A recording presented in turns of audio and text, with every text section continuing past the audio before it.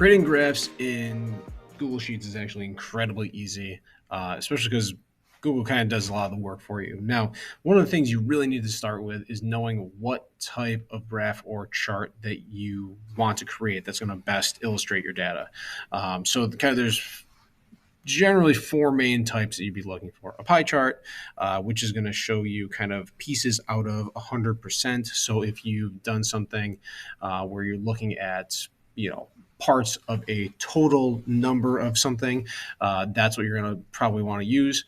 A line graph is going to show kind of changes over time or some sort of specific correlation like that, which is really easy to do if you have data that's starting at some year and going to another year. A line graph works really well for that.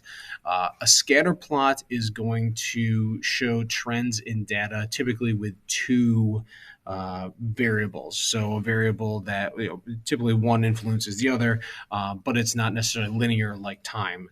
So in this example, it's hours spent studying and test scores. So you see that there's not a specific one-to-one correlation of how they go, but it'll give you kind of trends.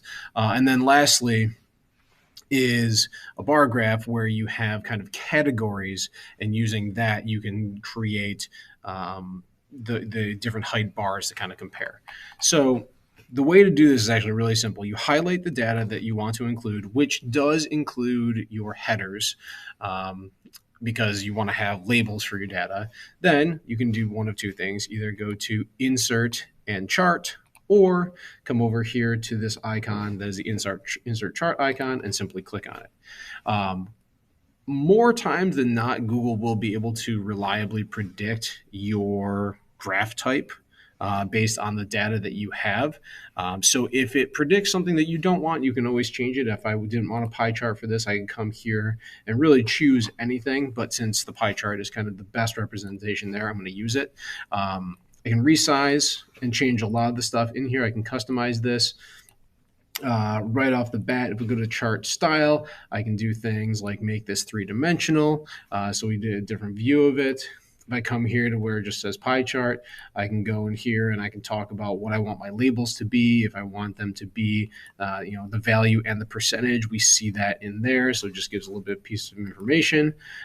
Each of these slices, I can change the color of if I want to do that. I can rename this thing. Number of students isn't probably a great title for this. You could call it something like, food preferences of students, things like that. And then if you want to have your legend, this is auto positioned. You can change this. Let's just say we want on the right-hand side. We have all the information there. So a lot of opportunities to customize this.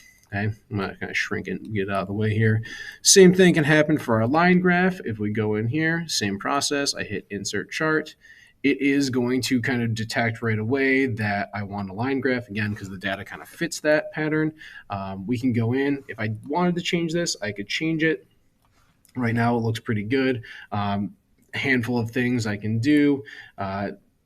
New things that are available in here. I can add a trend line to this if I wanted to, so it kind of shows where it's going in general. Most of the time for a line graph, you don't need something like that. You can change line colors, line thicknesses. If you have two different lines, you could add something like that where you change what it is in the series you want. You can modify your axes. You can modify your title right up here. All that information as well. You can even change kind of your gradations in your tick marks here. So if you wanted to have more or less of them, you can come down to your horizontal and vertical axis and modify those. For your scatter plot, you don't actually need where it says student here. This is data that's included just to kind of delineate what's going on, but the actual data you have is right here. Select that, hit your Insert Chart. Right now, right off the bat, it tried doing a line chart, which really doesn't make sense. So if we come here, we can simply select scatter plot. Notice it makes a lot more sense now, these values in here. And one of the things that's nice about a scatter plot is to add in a trend line. So now a trend line kind of makes more sense. So you see kind of this linear progression as you go up. So, as you study more, your test grade typically improves.